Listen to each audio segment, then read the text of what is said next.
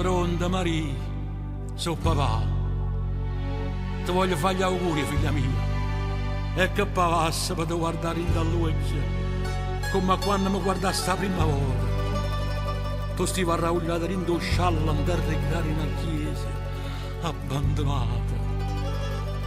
E io ti portai con me e ti ho detto nome mia. Sono passati 20 anni, Maria, e oggi tu vai a sposare.